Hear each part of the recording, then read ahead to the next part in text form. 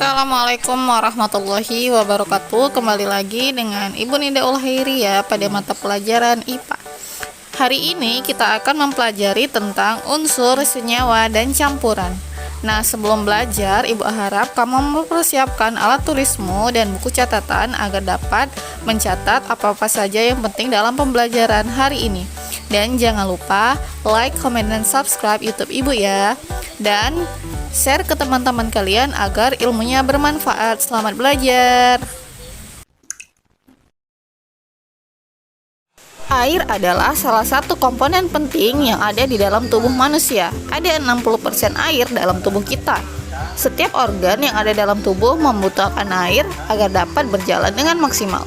Kekurangan air dapat menyebabkan dehidrasi dan kekurangan energi, serta dapat menyebabkan tubuh kelelahan. Agar tubuh dapat menjalankan fungsinya dengan baik, maka tubuh memerlukan cairan yang cukup dan nutrisi yang baik. Tubuh kita memerlukan 2 liter air setiap harinya, setara dengan 8 gelas air. Selain bisa memaksimalkan kinerja organ tubuh manusia dan mencegah dehidrasi, ada juga manfaat yang bisa didapatkan oleh mengkonsumsi air yang cukup, yaitu tubuh menjadi lebih sehat, menghindari obesitas, kelihatan lebih segar, menambah energi, dan membuat tulang lebih sehat. Nah, salah satu cara hidup sehat yang paling murah adalah dengan mengkonsumsi air putih. Perbanyaklah minum air putih dan tubuh Anda akan terima kasih untuk itu. Nah, dari video yang tadi kita mengetahui bahwa tubuh kita ini sangat memerlukan cairan. Karena 60% pada tubuh kita adalah cairan. Maka dari itu kita harus minum air putih yang cukup agar tubuh kita tidak dehidrasi atau mengalami kekurangan cairan. Nah, kita masuki untuk materi kita yang pertama, yaitu unsur.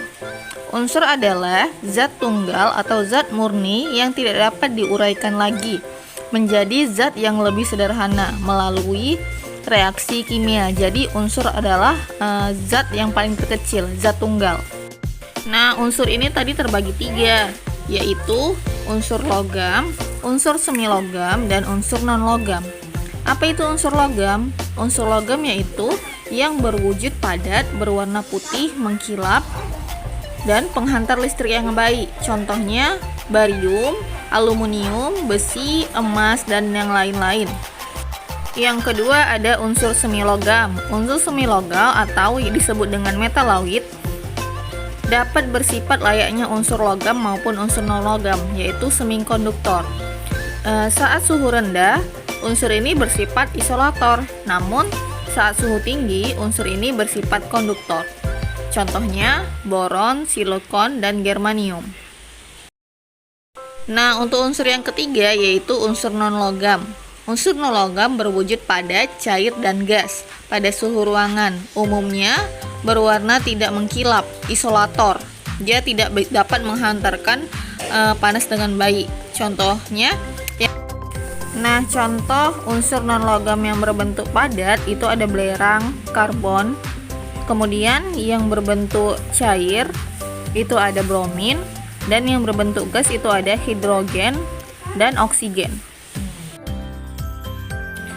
Nah, tahukah anak-anak ibu bahwa hidrogen adalah unsur terbanyak yang ada di alam semesta?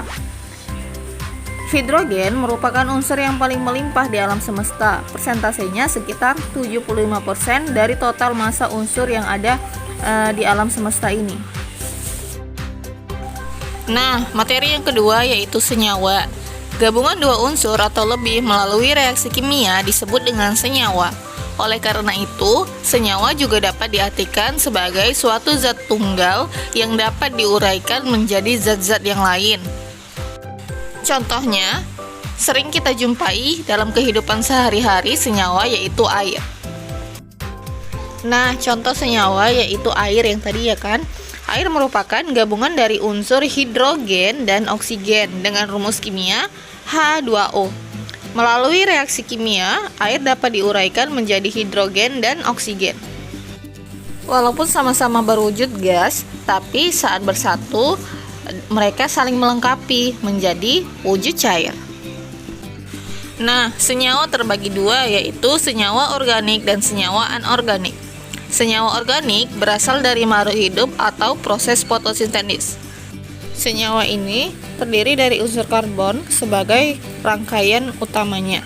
Sifat senyawa organik tidak mudah larut dalam air, namun akan larut jika dicampur dengan pelarut yang sifatnya organik juga. Contohnya yaitu gula, alkohol, dan urea. Nah, yang kedua yaitu senyawa anorganik. Senyawa anorganik berasal dari sumber daya mineral yang terdapat di bumi. Senyawa ini memiliki titik didih atau titik leleh yang relatif tinggi dibandingkan dengan senyawa organik. Contoh senyawa anorganik yaitu H2O, air, dan garam atau NaCl dan yang lain-lain. Nah, untuk materi yang ketiga yaitu campuran. Campuran adalah suatu zat yang terbuat dari gabungan dua atau lebih zat yang berbeda tanpa melalui reaksi kimia. Gabungan zat-zat ini biasanya berupa senyawa dengan senyawa, unsur dengan unsur, atau senyawa dengan unsur. Namun, zat tersebut tidak dapat bersatu secara kimiawi karena masih mempertahankan sifat aslinya masing-masing. Nah, jenis campuran ada dua, yaitu campuran homogen dan campuran heterogen. Campuran homogen yaitu apabila seluruh materi penyusunan campuran itu tidak dapat dibedakan lagi antara satu dengan lainnya, tetapi sifat masing-masing penyusunnya masih dapat terlihat. Contohnya campuran air dengan susu.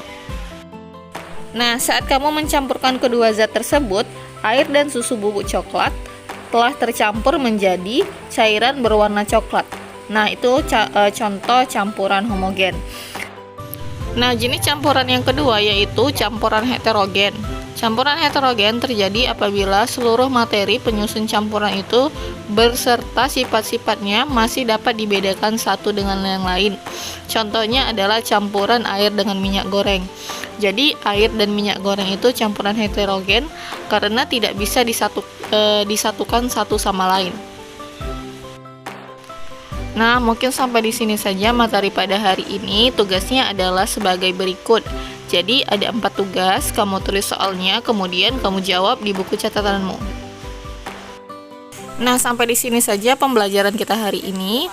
Selamat belajar. Assalamualaikum warahmatullahi wabarakatuh.